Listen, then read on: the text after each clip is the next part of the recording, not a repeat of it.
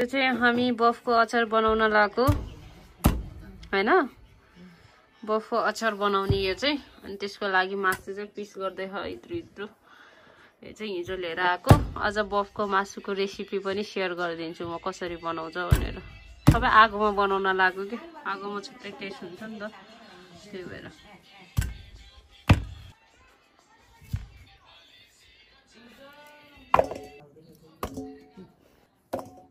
बोसो चाहिँ किन हालेको? यो चाहिँ अब फेरि त्यो मासु अचार बनाउने बोसो त फेरि तातो खाँदा मात्रै मिठो हुन्छ नि त। चिसो भएपछि त च्याक हुन्छ, त्यो अचारमा मिठो हुँदैन कि बोसो। हरियो भइरहन्छ हैन, बोसो मिठो हुँदैन अचारमा। दावाले काट्नु न, दावा हुँदै त्यत्रो। यो फ्रिजमा राखेको, यो चाहिँ फ्रिजमा राखेर आइस भएछ कि हिजो लिएर आएको थियो। अब हिजो हामी ढिलो आइपुग्यो है, हिजो बनाउने कुरा भएन, अनि आज बनाएको। अचार बनाउनु लागि मासु काटे है। यो यहाँ रेल चुहा हो, यसको रेल चुहिन्छ नि यहाँ। ल अब मासु अचारको लागि आगो फुल्नु पर्यो यहाँ।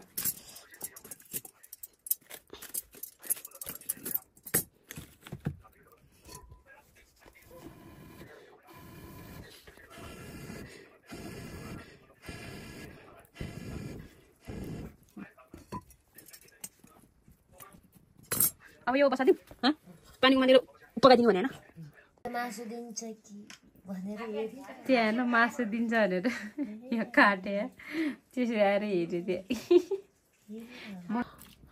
यो चाहिँ किन बोइल गरेको अरे मम्मी हामीले अचार बनाउनलाई? हिजो ताजामै ल्याएर बनाएको भए बोइल गर्नु पर्थेन। अब आइस गरेको, फ्रिज राखेको, धेरै उमाल्दिने। त्यही पनि बोइल गरेको राम्रो हुन्छ अरे हो, अलि चाम्रो हुन्छ। सुकुटी बनाएर गर्छ नि त मान्छेहरूले, त्यही भएर यो अलि उमाल्यो भने चाहिँ सुकुटी जस्तो। ल यो चाहिँ उमालेर बनाउन लागेको।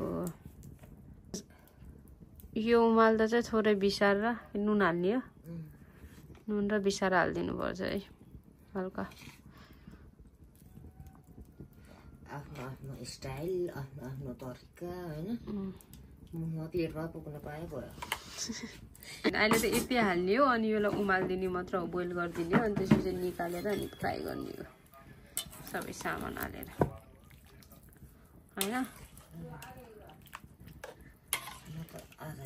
यो चाहिँ उमाल्यो भने यस्तरी फोहोर निस्किन्छ क्या मासुको। मासु त्यो आइसमा फ्रिजमा राखेर यस्तो फोहोर निस्किन्छ। धेरै उमालेर फाल्नुपर्छ। झारेर राख्नुपर्छ।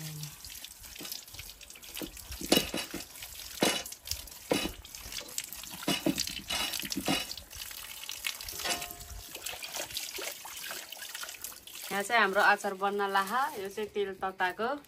ल अब चाहिँ मासु हाल्न सुरु भयो। यो मासु चाहिँ रातो बनाउनु पर्छ।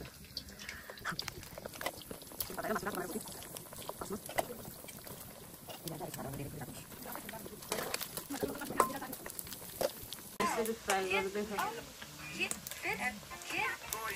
यो चाहिँ यतिको छ, रातो भयो। अब यसलाई रातो चाहिँ निकाल्ने, यतिको बनाएर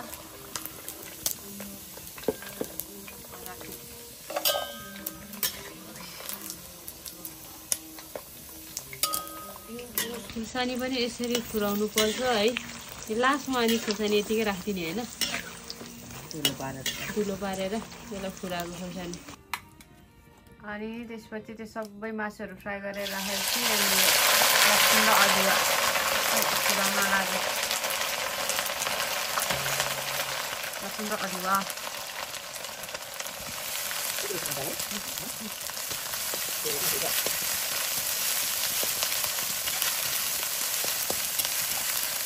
रातोसँग भुटेपछि चाहिँ यो मसला के मिसाएको अरे मम्मी यो मसलामा? यो सबै छ, सौँफ छ, तिल छ, अझ सौँफ, मेथी, ज्वानो, जिरा, धनिया, टिमुर सबको मिक्स है यो मसला चाहिँ विशाल। जिरा हो त्यो चाहिँ नुन भयो, नुनपछि चाहिँ धुलो खोर्सानी सबै एड गरेर यसलाई एकछिन फ्राई गरेपछि अनि यसमा मासु हालिदिने होइन मम्मी ल अब यो सबै मसलाहरू भुटिसक्यो अनि यो मसला पनि पाक्न लागिसक्यो त्यसपछि मासु हालिदिने अब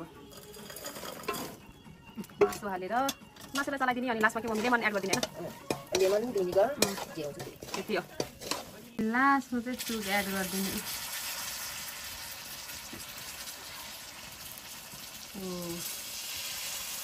किनकि यसमा लेमन पनि राख्न मिल्छ लेमन पनि छ तर हामीले चाहिँ चुक राखेको कि लेमन नराखेको न चुक राखेको लोकल चुक हो नि त गाउँको अनि त्यो चुक राखेर बनाएको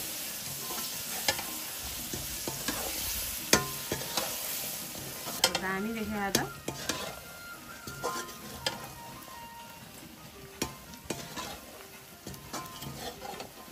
यो हाम्रो लोकल पाराको अचार यो चाहिँ गाउँमा अनि लोकल पाराले बनाएको अब त्यस्तो सबै सामान नि त हुँदैन घरमा किचनमा जे छ अनि त्यही राखेर बनाएको यो सबै त्यही आगोमा बनाएको भने बेस्ट नै हुन्छ ल यो चाहिँ हाम्रो फाइनल अचार है यस्तो दामी भयो यसलाई चाहिँ अब चिसो बनाएर डिब्बामा स्टोर गरेर राख्ने अहिले त राति भयो यो चाहिँ अब 1 महिनासम्म खान मिल्छ टुक्क यो चाहिँ खासमा ट्रेकमा जाँदैछु अब त्यो लानलाई हो कि मासु पाउन्न के त्यतातिर खासै अनि त्यो भएर यहाँ घरबाट लान लाग्यो अचार यो चाहिँ लास्टमा अघि यो फ्राई गरेको चिल्ली चाहिँ माथिबाट चिल्ली फ्लेक्स जस्तो देख्छ नि त यसरी राखिदियो भने गार्निसिङको लागि राम्रो देख्छ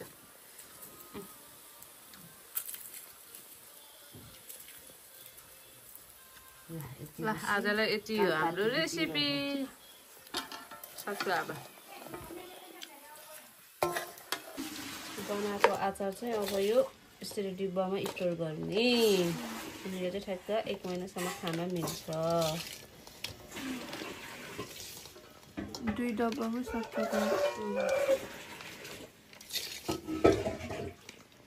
वाउ स्पाइसी है चाहिने त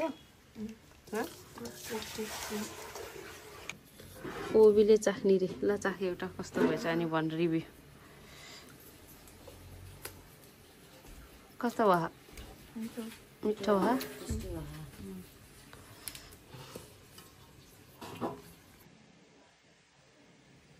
ल हाम्रो अचार रेडी भएर यस्तो भयो